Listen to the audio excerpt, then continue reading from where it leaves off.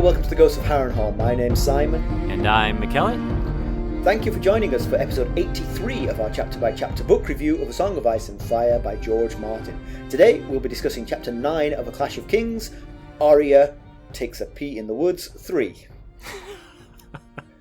I summarised the chapter already. Yep, I think you've done it. So if you like what we're doing, please leave us a review. That was it? Boy, that was quick. No, I guess we'll talk a little more about it than that. So we're going to chat about the chapter, and we're going to try not to spoil any future plot points for you. And hopefully, we're going to provide you with some entertainment along the way.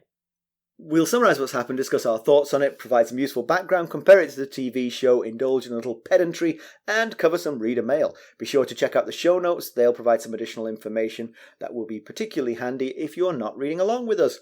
How are you, Mackelly? I'm doing well. Tomorrow is the day. Oh, it's a birthday It is in your family. My little boy turns 21 years of age tomorrow. That's daft. You in your low 30s and all. That's I know, right? Yeah, that's a big one. 18, 16, 13, those were big ones. 21 is another stop and take stock of where you are in life type birthday. So yeah. Did I tell you? I might have told you this last week, actually. I was in a store where you could buy alcohol, and I saw they had one of those calendars that says you have to be born by this date to be able to buy alcohol. Yeah, you have not told me. Yeah, and the year was 2000. It was like, it was it would early be. March 2000. Yeah. And I was just like, oh my God, kids born in 2000 can drink? I was like, it's crazy. Yep. The guy looked at me like, yeah, I don't have to card you, old fart. Oh, man.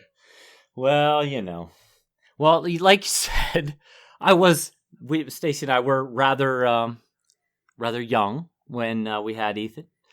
So I might not be in my early 30s like you suggested, but we were indeed quite young. And, in a lot of ways, he and I kind of, I grew up because of raising him, I went from being a kid myself to being an adult. And, the good thing about having kids that young is, I'm not that far removed from playing with Matchbox cars and watching cartoons and then a little older playing street hockey and stuff like that myself. So he was like my, we were like play pals in some ways, so.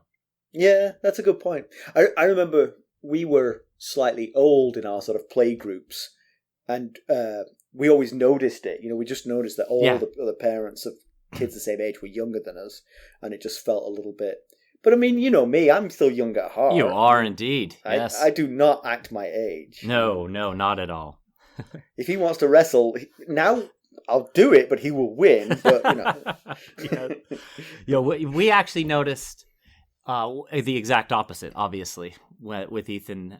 All of it. We're about right on age with Molly's friends' parents, and Ethan, when they were younger, would be like, "How come you're not friends with any of my friends' parents?" Without a few exceptions, but we're friends with a lot of Molly's friends' parents, and we were like, "Because we're so much younger than them. They don't like to hang out with us." They live in a place where you have to be a certain age to come in the door. Anyway, so we got that going on this week. So last week was Carson's birthday, and for her birthday I bought her a jigsaw puzzle of a photograph of the three of us. Oh, okay. So 100 piece? 500 piece. 5? Whoa, okay.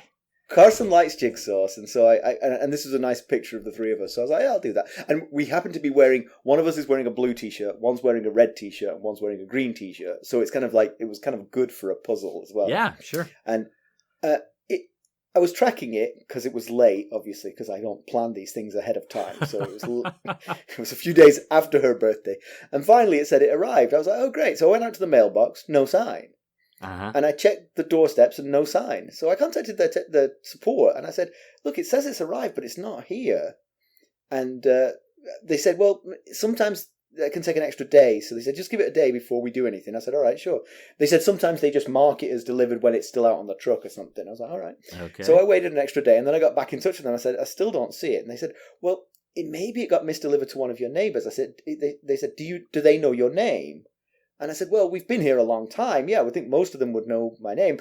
And I said, and failing that, they could always crack open the puzzle, build it, and see if they recognise my face. Walk around with the completed puzzle. That's the guy who lives on the corner. I recognise him. But they sent me a replacement. And then, of course, as soon as that arrived, the other one arrived too. So now you've got two. Copies of this. There you go. Mm-hmm. Which I think it'd be fun to mix them. Like a 1,000 piece.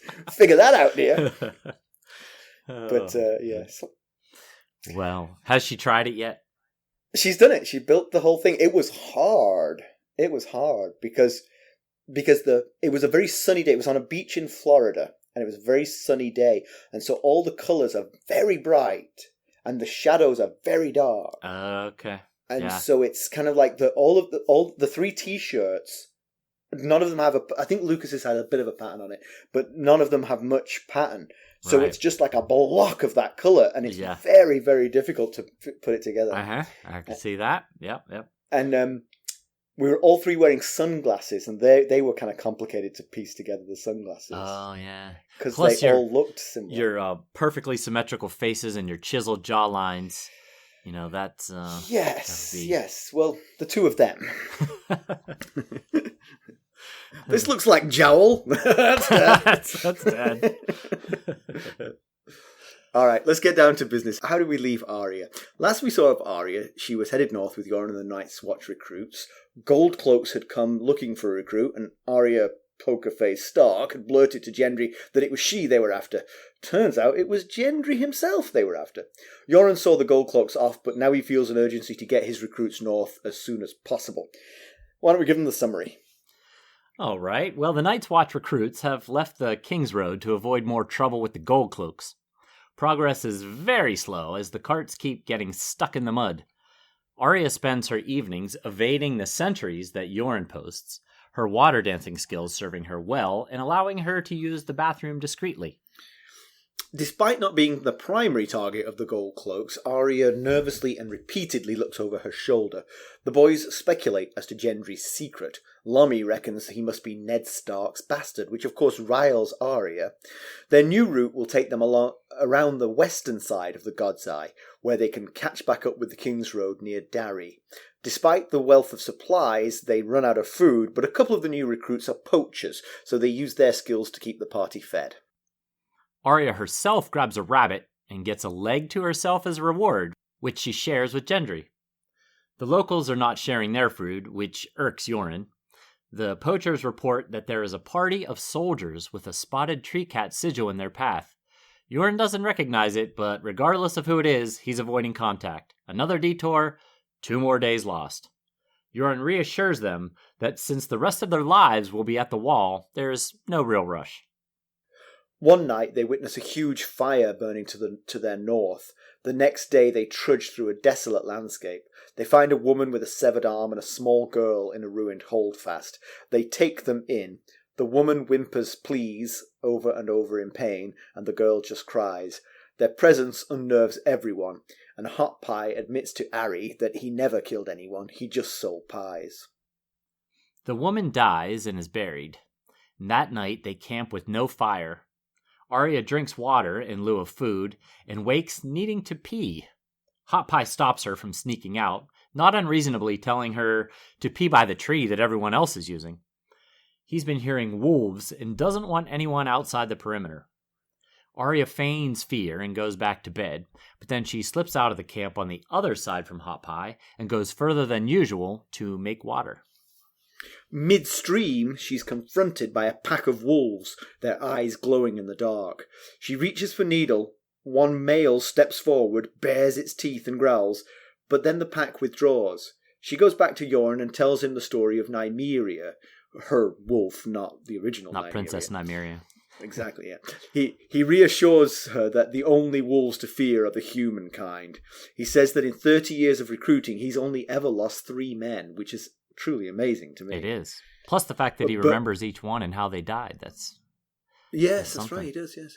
But regrets not taking a ship this time. Arya tries to sleep, but she hears wolves howling and possibly human screams. Uh-oh.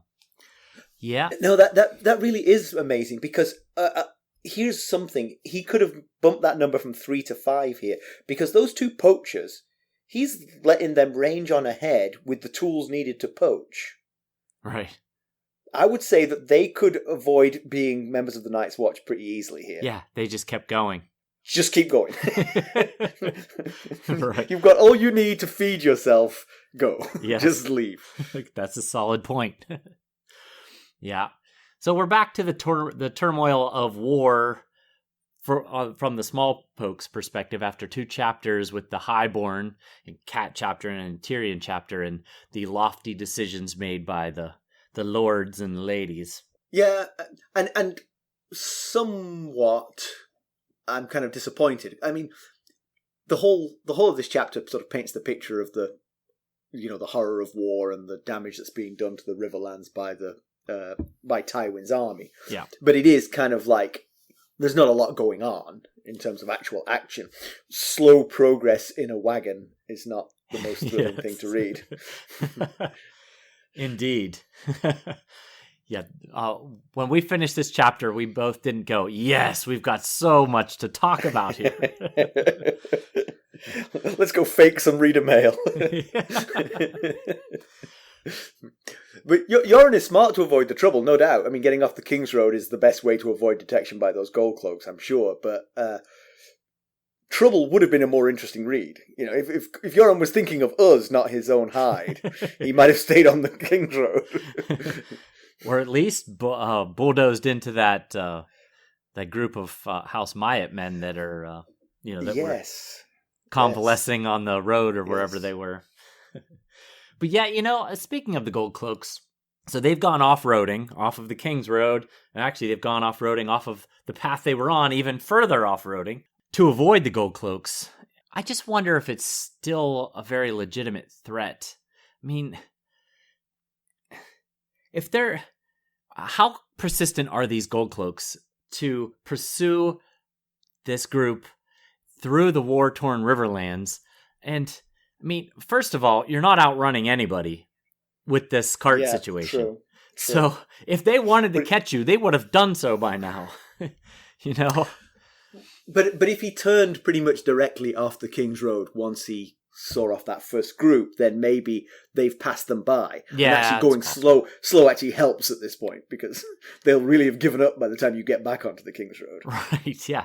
Yeah, I mean, if I were the Gold Cloak captain, I'd go back to King's Landing and just say, yep, we got him. He's dead, Or, yeah, we ran into them, but Tywin's army had gotten to them first. They were all dead. Oh, brilliant. Yes, brilliant. That is good. Yeah, because the one thing I definitely wouldn't do is go back to King's Landing and say, we tried, but that pie seller scared me off. Yes, because I'm not sure Cersei's going to be too forgiving for that.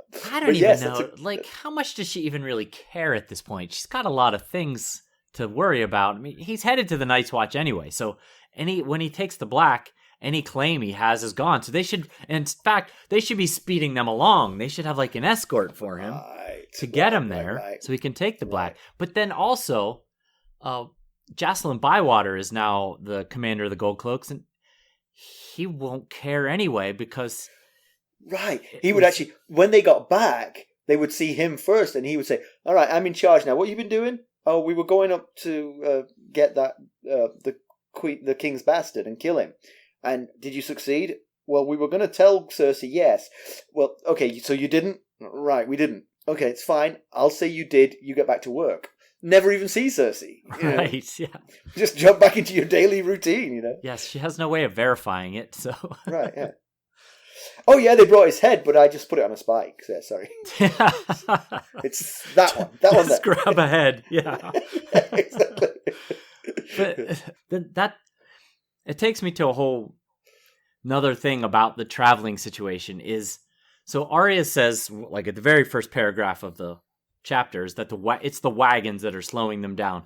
12 times a day, the wheels get stuck in a rut, or they have to double up the teams pulling the carts to get them up a hill.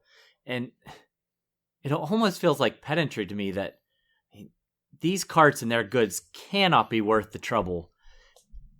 I get that it's a big financial loss to unload them. He probably spent a good amount of money on them, but they're putting everything at risk by bringing these carts along with them. And, yeah, of course, he was thinking he was going to be going along the Kingsroad, which is presumably a much better road than this. Yes. But yeah, I take your point. At this point, he's got to be thinking. It's more important to be nimble and able to move swiftly and stealthily than trudging along with these wagons. But then what about Jack and Rouge and Biter? Yes. They are... I say, well, I have this in the notes further down when we talk about them, but I personally feel like you in some way eliminate Rourke and Biter from your presence. You can let them loose. Of course, that is wreaking havoc on the already poor downtrodden Riverland folk, and who knows what those two will get up to in that situation. Mm-hmm. But one way or another, you remove them from your party, and then if you want to keep Jack and Hagar restrained, bind his hands and put him on a donkey. And then kick the rolling cage out and keep going. Yeah, because that's the thing. If you're pulling one cart, you might as well keep pulling the other carts. But yeah, that's a good point. You could keep these guys secured without the cart. Yeah, you could, or get rid of them. Right. So I'd like to say I did a little bit of geography looking at this. This is quite a detour. I mean, obviously, if you go around a big lake, the God's Eye is a big, big lake. If you go round it instead of along one side of it, you are adding to your journey. But I've calculated, you're basically doing three sides of a square instead of one side. The one side has the Kingsroad on it. The other three sides don't. Yeah. So I reckon it's about 300 miles added to their journey to go around this. Whew, with these carts. Yeah. And they're off-roading, which means not only is it 300 miles, it's 300 of miles of hills and valleys and just goat tracks and stuff that they're using. Handfuls of miles a day. Yeah. For 300 miles. That's that is a lot. That's like a 2-month addition to your journey. Yes. I mean, seriously. Especially with these carts at the pace that Arya talks about them moving because of them. So. Right. Yeah, instead of going due east from the Ivy Inn to Duskendale and to take a ship like we talked about last Arya chapter, Yoren has doubled down and they're basically going due west.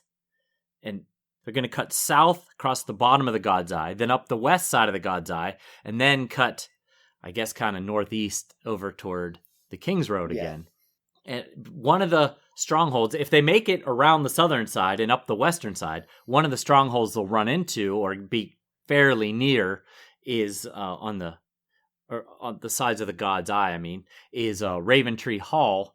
And back in the last Cat chapter, Brendan Blackfish Tully told us that the Blackwoods. This was one of the ones where the Bannerman had gone back to take care of his land, and that the Blackwoods did reclaim it. But the Lannister forces left it as scorched earth, so they're gonna be even harder to find food when they make it to that area of the trip.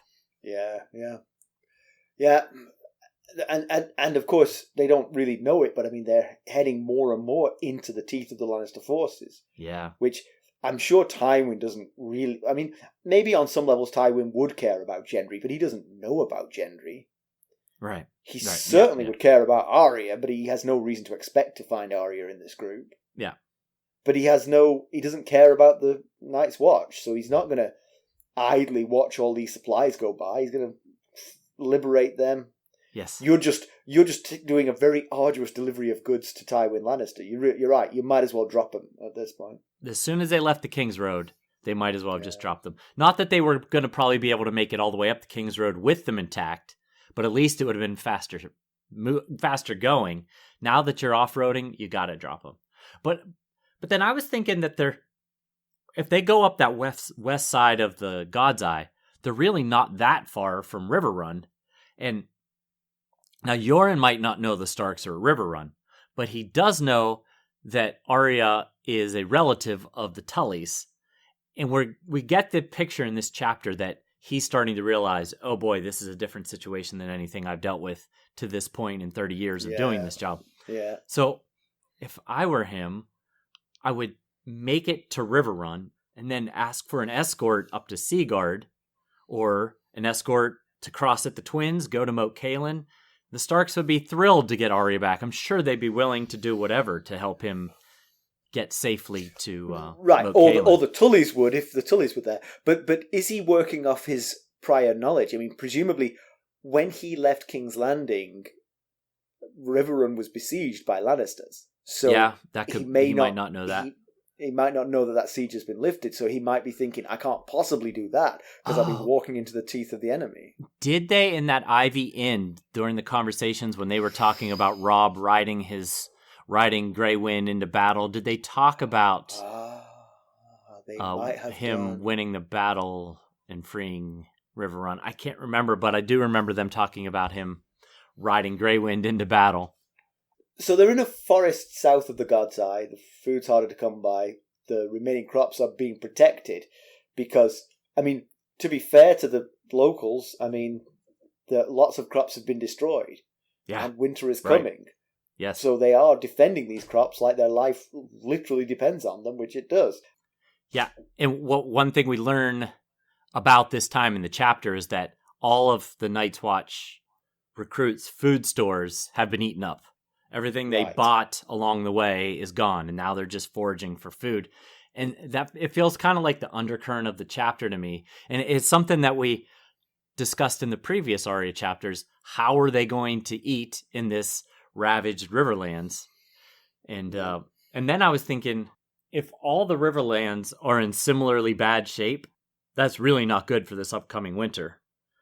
You know, they're already in really bad shape, and summer's already ended. We don't know how long this fall will be, but I don't know if it'll be long enough for this war to end and then get enough crops sown and reaped.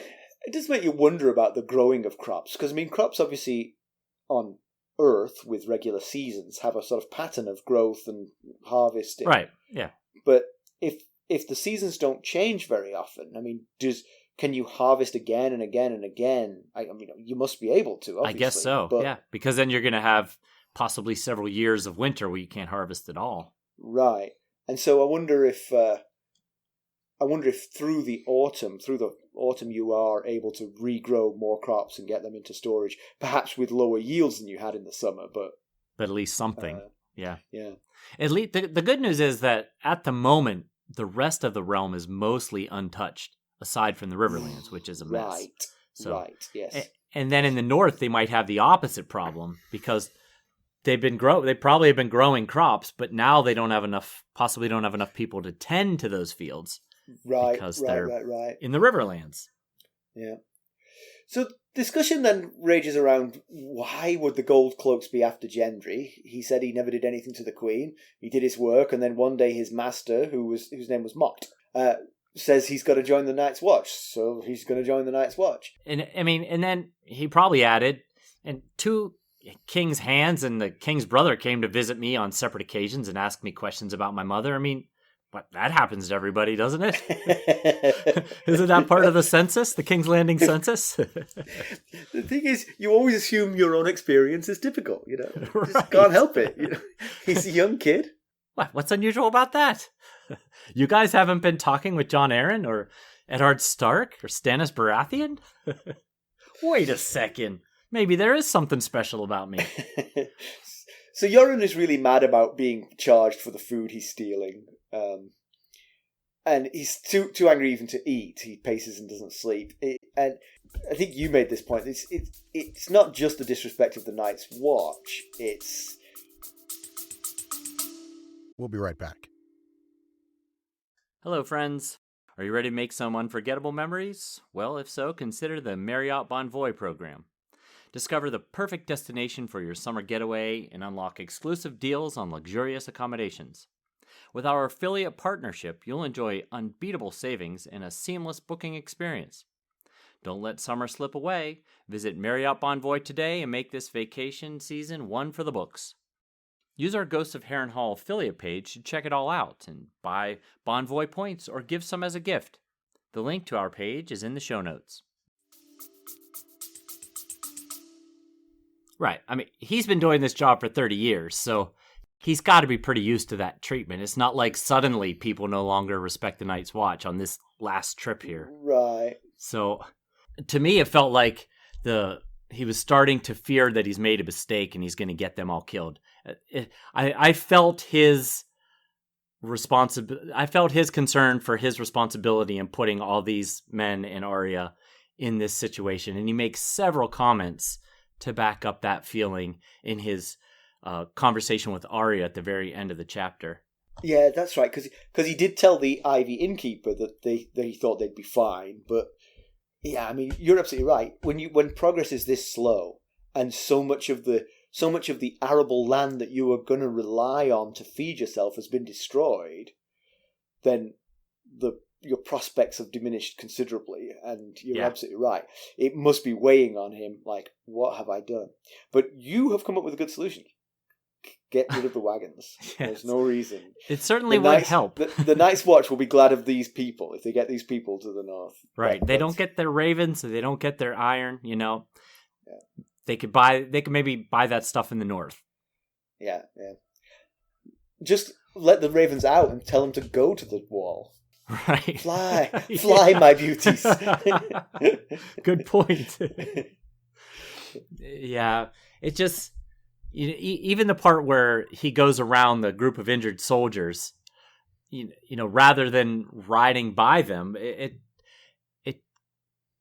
doesn't sound like a man who confidently told that innkeep that the Night's Watch takes no part in the disputes of men, so we'll be fine. Yeah. But actually, that might be a good way to offload his wagons. You know, every time he goes past a group of soldiers, he loses one more wagon in there, sort of like... You know, there you go. Oh, you want to shake us down? Here, have these pelts. Right, have a wagon.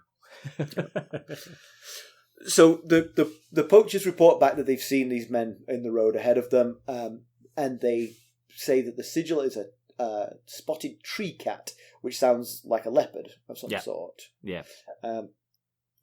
That's the sigil of House Myatt. Yoren didn't recognise it. We do, because he doesn't have a wiki of Ice and Fire. We do. They're from the Westerlands. They owe their fealty to the Lannisters, so probably a good idea to avoid these people. Although, again, one Lannister house sort of like in the road, partly injured, is not going to have a clue about Gendry and Arya. Oh, yeah, no, definitely not. Cross their minds. His concern was more that they would take their stuff, I guess. He says they might take our horses. They might take more than that. And then he has them go around, which according to Arya, costs them an extra 2 days. So he must have felt like maybe he thought they would do bodily harm to them, I guess. Although if they take their horses, that's as bad as bodily harm. Yes. They're not making it if they're on foot. But back to what you said when we first started talking about this, we're 15% of the way through A Clash of Kings, according to my book here, and there has not been much clashing yet. Like right here, they didn't clash; they went around them. So far, it's mostly just been talk of future clashing and evasive maneuvers to avoid clashing. Maybe it was the clash of the king with their advisors. Maybe that's what it was. There's been some of that. Yes, we should march on Harrenhal. We don't have the men to march on Harrenhal. There are a couple of sweet moments in this chapter. Both Arya sharing her rabbit with Gendry, which seems like a nice thing to do. She shared the rabbit with the whole group. She was given a leg for having snared the rabbit, and she shared that leg with Gendry. So that was good of her. And I agree.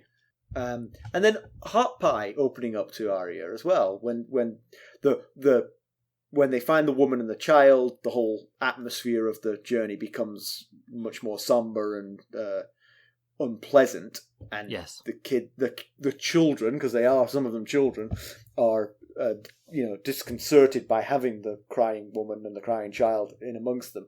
And Hot Pie admits that he never killed a man like he said he did. He just sold his mother's pies, which we all probably guessed that was the case. I just sold my mommy's pies is all, I believe is what he said. Yeah, he seemed like a jerk in that first chapter, but that was likely just a defense mechanism, like acting like the tough jerk, pick on the littler boy to prevent being bothered himself, And this goes to what we said before about why Yoren maybe chooses this miserable march north. It does bring them together. They form a fraternity which they're going to need going forward. Yeah, absolutely. It's definitely a team building exercise. Yeah. But so they come up on this town. It's a small little village actually, and it's just burnt up. The timber palisade, which Arya said looked formidable, was obviously not as formidable as it looked. And there's burned dead bodies on spikes on top of the palisade, and there's bodies everywhere, and there's crows eating the bodies. It's a really rough scene. And I was thinking that it's good that whoever torched that town rode off in a different direction, because whoever that was seemed more dangerous than the House Myatt group that they went around not that long ago. Yeah. One thing, actually, I'll remind me about House Myatt when we get to pedantry. I have an interesting thought that's just occurred to me. All right. So in the ruins, they find the woman with a missing arm and a child who's crying. This kind of confirms our worst suspicions of Rorge and Biter, because they both find this hysterical, the fact that these two traumatized women are in amongst them. Yeah. This is why you're planning to murder them. Is Yoren sure these two are worth the hassle of transport? I mean, I'm not so sure that they're going to be a positive addition to the Night's Watch. You know, they seem pretty psychotic and damaged already. And I know the Night's Watch is pretty good at reclaiming damaged men and giving them purpose and building them back up, but I'm not so sure about these two. I feel like they might be a little too far gone, which is why... I mean, you could put them right at the vanguard and let the others take them, but then they would become whites and turn on you. Yeah. And they sound pretty fierce. So. Yeah, that's a good point. Yeah. So that's why I say you remove them from the situation. Yeah. And and like you say, it's two less mouths to feed, and feeding these people has become difficult now, you know? Right. And it's two mouths that can't feed themselves while they're chained up in the car, you know? Yes. At least the poachers are bringing in food. Arya's bringing in food, but these guys are just consuming food. It's two mouths, but luckily it's only one nose and one tongue. So when he reports back how many people he lost, he'll do it by noses. Yeah, I just lost the one nose. Yeah. Then so they've got this lady who's missing an arm from the elbow down, and they've got this new baby with them, a little toddler, and it must be pretty bad because Arya rides as far away as she can so she doesn't have to listen to the lady whisper please over and over again and the little baby girl cry. And it makes her think of this story that old Nan told when she was younger, that there was this brave man who'd been imprisoned in a castle by giants. And Can I interject? I'm going to guess this is really scary and horrible and inappropriate for Arya to have been told. Probably. Okay. Good old Nan. That's right. She's reliable. No PG rating on old Nan stories. Go on. What happened with the giant? He made him some porridge? Yes, he did. So the man was brave and smart, and he managed to escape the giant's castle, which is great. Yay! And then as soon as he escaped the castle, the others caught him, and they drank his warm blood. So it didn't have quite the ending we were hoping for, but Arya is thinking of the story, and she thinks that she now knows how that guy felt. So that sounds like a pretty rough situation to be relating to. Yes.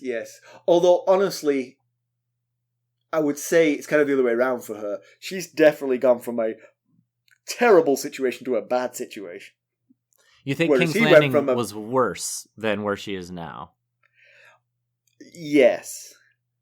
I was going to ask you that, because obviously they were trying to make the out of the frying pan into the fire comparison here. Right. She tricked the Lannisters to get out of King's Landing, and now she's in a tough spot again. Yes, it's definitely a tough spot, but there is light at the end of the tunnel. While she was trapped in King's Landing, you know, eating the 50-year-old stew, made with rats. Right. She wasn't going anywhere, and her life was pretty prescribed. Here, the world's her oyster. Who knows where she might end up, But yes, it's a miserable spot right now, for sure, and very dangerous. Yes. I could see that. I could definitely see that. Her life is probably in more peril right now than it was in King's Landing. Probably short term, yes, I would say so. But I think her life was always in peril in King's Landing, just because she was a young urchin in King's Landing, and life is cheap to that type, Yes, you're right. I agree with that line of thinking. So when she goes out to pee, the wolves accost her. They snarl and growl in her face, but then they walk away. They leave her.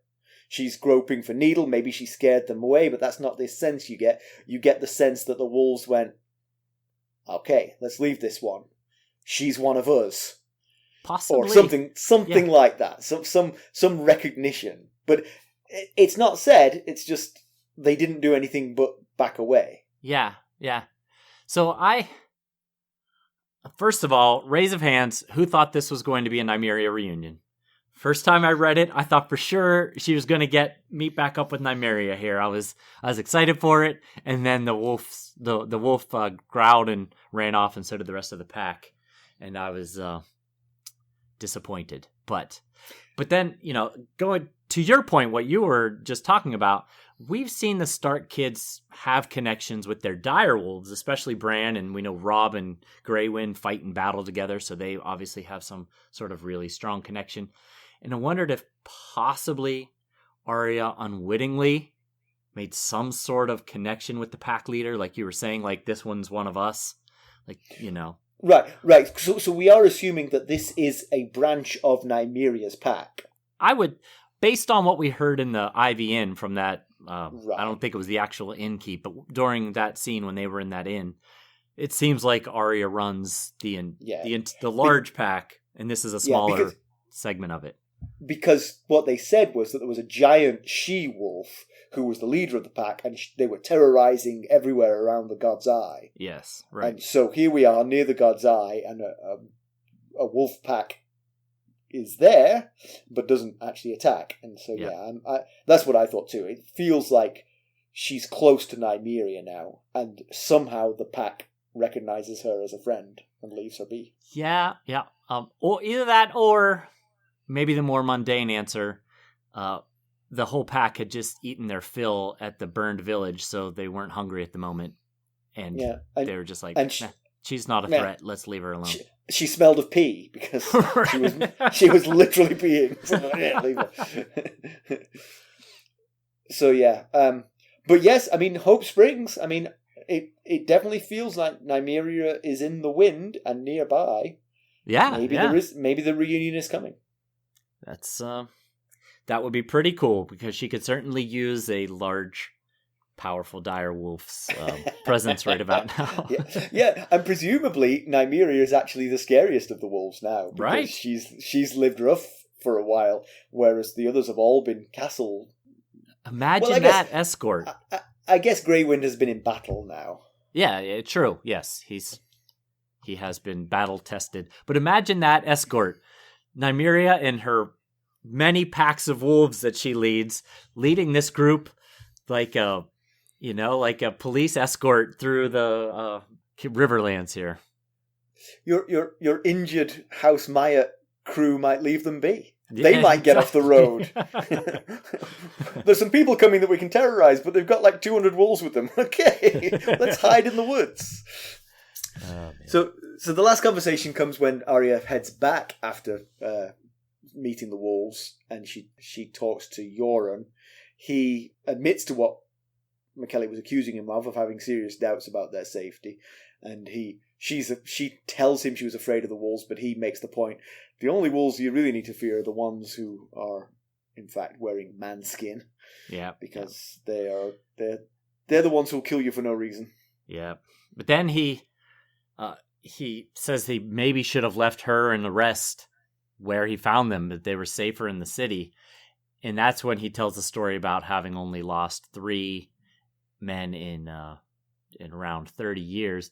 And now, so far, he's only lost Praed, the guy with the cough that there was no cough that one night, and it spooked Arya, and then she realized it was because he had stopped coughing. Is he one of the three, or is he the fourth that he's lost? Well, he would be the fourth. He did not mention him, to my knowledge. Oh, so he's saying, up to this trip, I've only lost 3.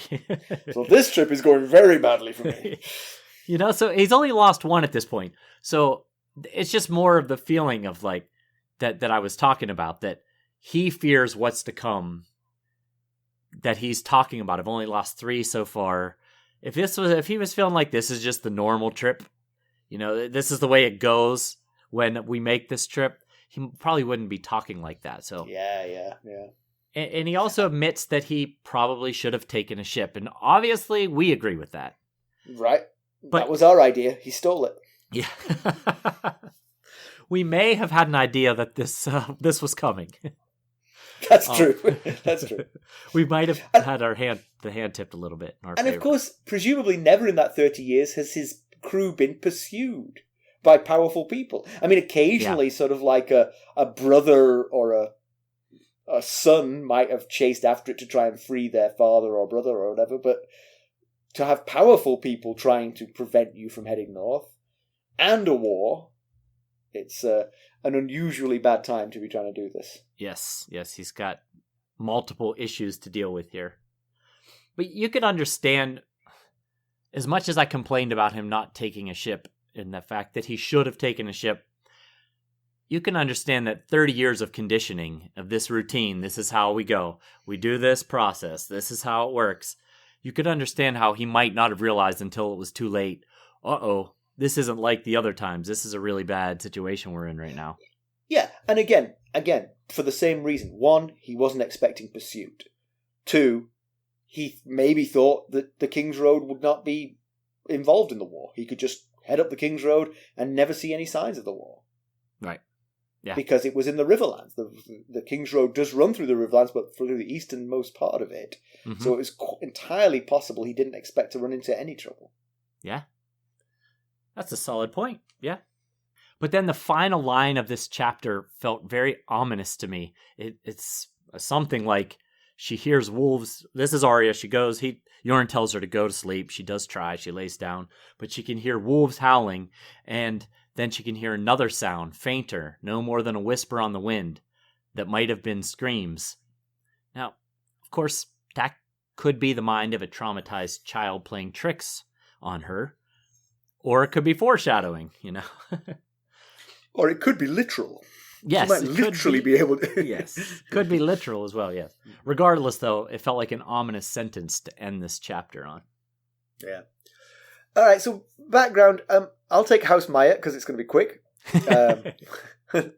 There's nothing on House Maya. So House Maya have this leopard sigil, which is an awesome sigil. Yeah. So you'd think, there'd be so much background history on the House Maya. Not a thing. All we know is that they're from the west. They have allegiance to House Lannister.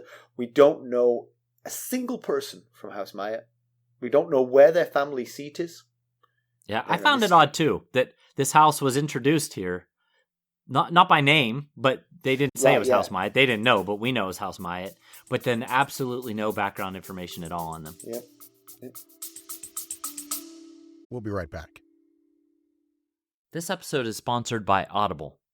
To get a free audiobook, or 2 if you're an Amazon Prime member, go to our exclusive URL, audibletrial.com/ghostsharrenhal. You can find the link in our show notes. It's the only time he ever mentioned them. So far. Yeah. If we get those... Well, presumably the name must get mentioned at some point, because this much was known, that this was House Myatt. But yeah. But no more than that, because they don't have a single person or even where their family home is, which is amazing.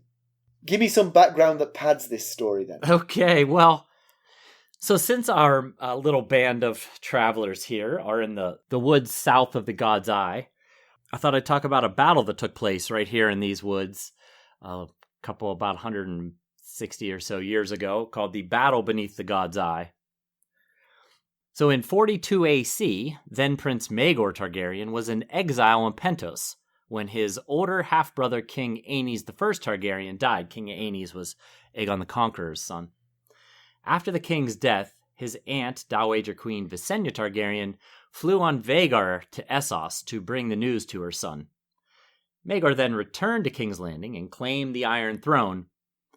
Aenys' teenage son, Prince Aegon, was stuck at Crakehall Castle surrounded by angry members of the Poor Fellows who opposed his incestuous marriage to his sister Rhaena, leaving him unable to contest his uncle's usurping of his throne. Eventually, Aegon and Rhaena were able to flee to Casterly Rock and the protection of Lord Lyman Lannister. Prince Aegon continued to put forth his claim as the rightful king, but nobody was really listening. He was having trouble finding many lords that were willing to risk getting on Maegor's bad side by backing the prince. Even Lyman Lannister refused to officially support Aegon, despite giving him and his sister wife protection there at Casterly Rock.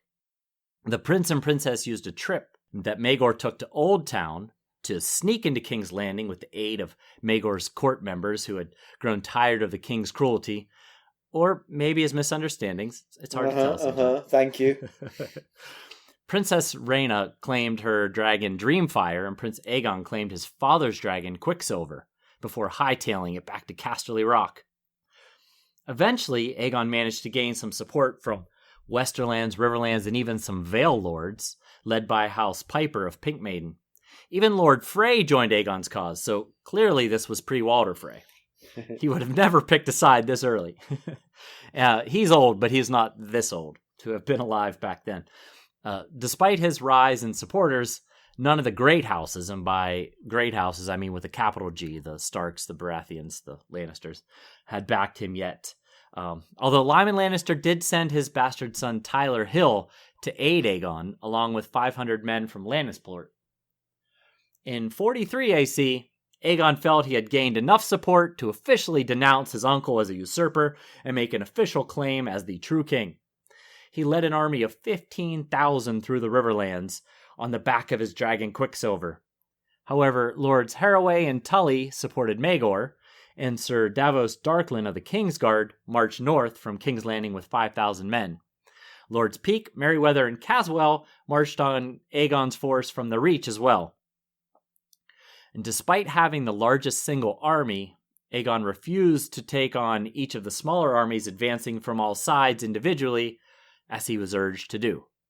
Now, just south of the God's Eye, so right around where Arya's little group currently find themselves, Aegon's force met Sir Davos Darklyn's force, and Sir Davos's force held the higher ground, and with the other armies approaching from the south and the north, Aegon called for a charge against the men of King's Landing. He took to Quicksilver to lead the attack. However, as he did, a large shadow moved through the southern sky. That shadow was Balerion the Black Dread, with King Maegor. Not the cat of the same name. No, the unfortunately dragon, right? for Aegon, it was not the cat. It was the dragon Balerion the Black Dread with King Maegor on his back. Now, Quicksilver was a big, powerful dragon, but no match for the Black Dread. Balerion descended on the younger dragon, grabbing her throat in his teeth and then tearing a wing from her body. And Quicksilver and her young 17-year-old rider, Aegon, fell to their deaths. And with Aegon dead, his men attempted to flee, but were surrounded and massacred. 2,000 of Aegon's men died in the battle, to only 100 of Maegor's loyalists. Misunderstood, but pretty strong. All right, so comparison with the television show. Thank you for that, Mackelly. Comparison with the television show, the scene is basically dropped. There is an additional scene in which Arya admits to Gendry who she is, which is strange, because she's not done that in the book. Right. I wonder if she will. We shall see. Yes. But that's it. This just doesn't really exist. Okay. So pedantry. So the pedantry that I thought of mid-episode how did the House Maya forces get injured? We could not be further from the fighting front of this war. The fighting front of this war is way, way north of where we are. This is the southernmost tip of the Tywin Lannister's forces. How did they get injured? How clumsy are these people? It was a riding accident. They only have one horse. That was the problem. So bored. They're playing heading rocks. But actually, whilst I was thinking about adding that as pedantry, I thought of a possible answer. Beric Dondarrion. Beric Oh. Dondarrion still Yeah. continues to menace the Timeless forces. So maybe that's reasonable. They seek him here, they seek him there.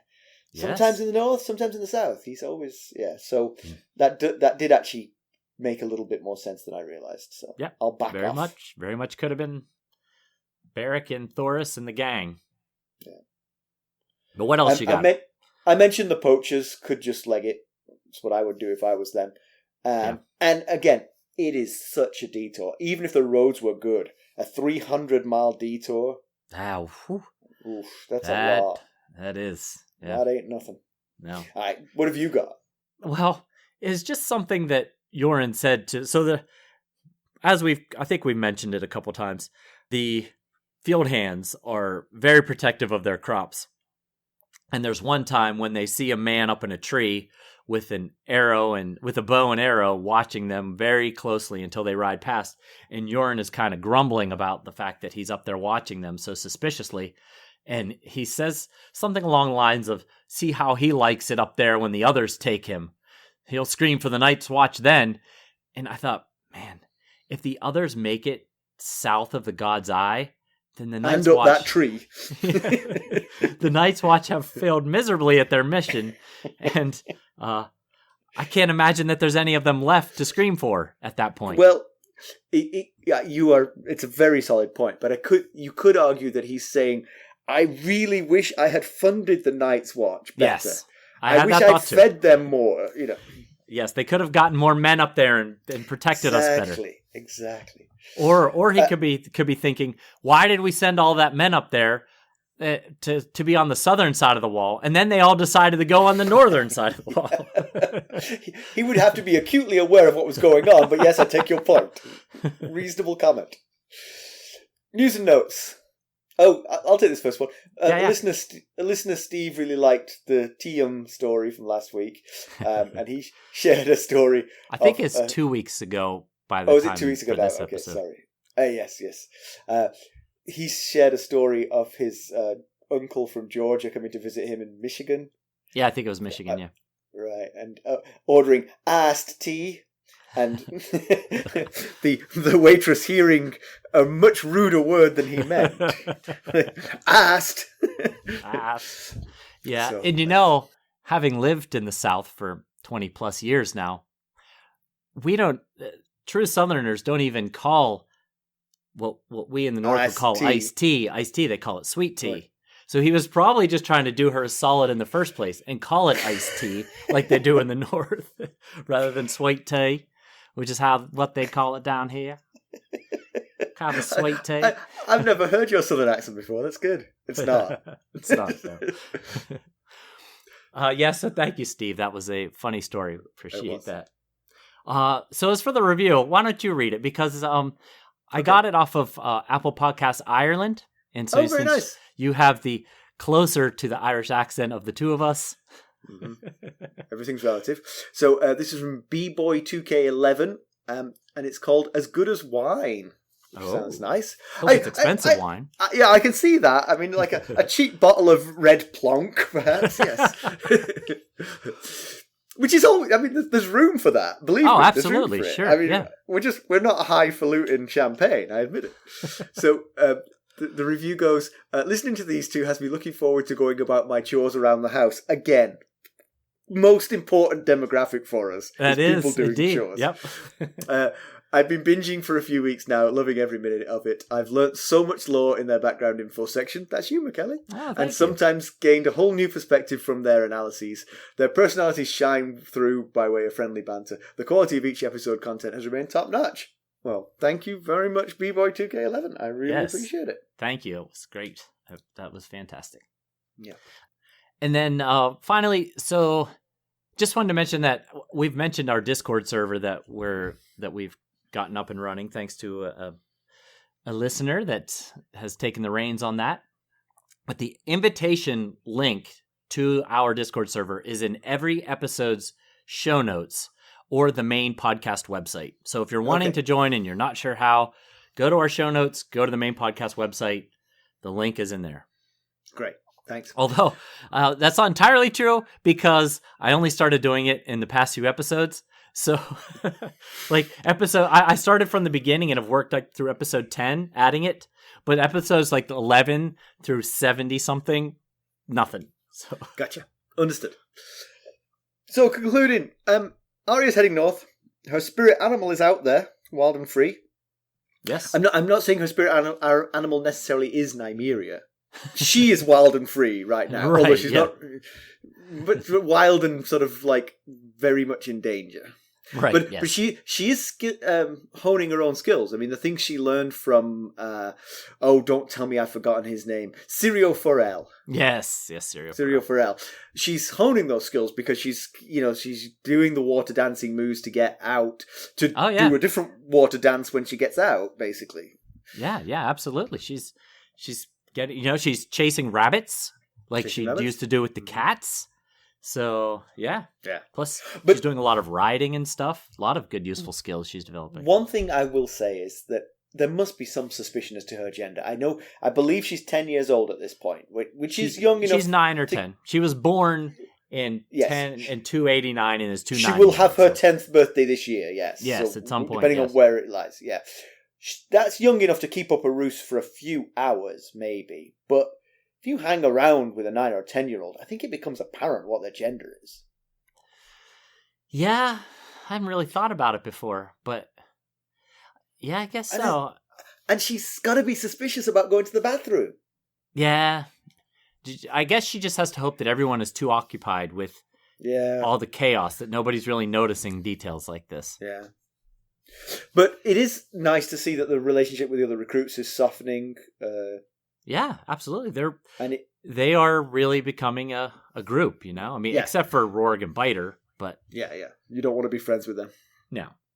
I was struck by the fact that, a lot of this chapter is just sort of like, what she sees and witnesses, the horrors of war coming home to her. I wonder if this could influence her thinking in the future. I remember reading once that survivors of the World War I trenches sort of like split into two main groups.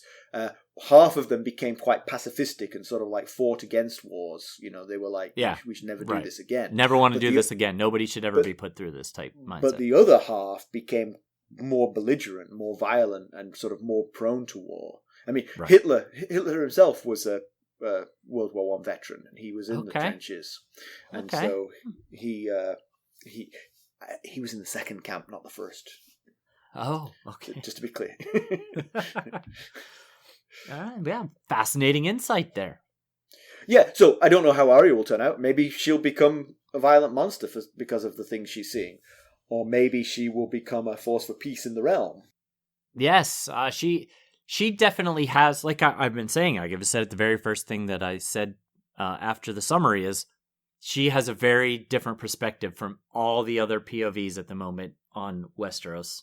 She's in the trenches, on boots on the ground, with the small folk, seeing all the ravages of war, while the rest are sitting around contemplating these, highfalutin decision-making or being highborn captives and still, eating well and sleeping on beds and, very different life than what Arya's got going on right here. Yep. She's not quite in the thick of it yet, but she's heading that way, and she's certainly seeing some of the worst things that war can throw up. So, oh yeah. And Yoren is it feels like he's starting to crack a little bit here. Maybe it's the guilt over choosing land versus ship and endangering all these lives, but like I said, I got a feel for him. 30 years of routine is hard to break, especially when you're making the decision before you actually get into the situation and see how bad it is. Yeah. So, yeah, but exactly. the trek is definitely getting scary and dangerous. And now they get to add a toddler to the situation. And one thing all parents know is that nothing makes travel more smooth than throwing a toddler into the mix. So, should be smooth sailing with that. And just one last shout out to the villainy of Tywin Lannister for sending his cruelest lieutenants to do this to the Riverlands. Yeah. I mean, that's just, you're a monster, basically. There's no excuse for this. You're just a monster. Yes, he's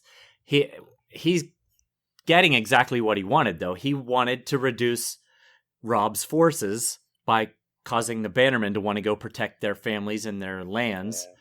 And that's exactly what's happening. And but you know what? You could do it more surgically. You know, you could send a smart group of clever people to cause damage that would draw the lords back to their homes without the rape and pillage that Gregor Clegane would undertake. Maybe he figured Gregor Clegane would be up to such a task. He certainly is up to the task. He's just like, he's going above and beyond what's needed. Yes, indeed. As always, you can reach us at ghost.harrenhall@gmail.com and follow us on Twitter at @GhostHarrenhall. We're on Facebook, Instagram, YouTube, and Discord. And if you like what we're doing, if you wouldn't mind going out and leaving us a 5-star rate and or a fantastic review, we certainly would appreciate that. And hey, if you do leave us a review and we like it, we might just read it here on our show. Love to. All right, thanks for listening. Thanks. Bye. Bye.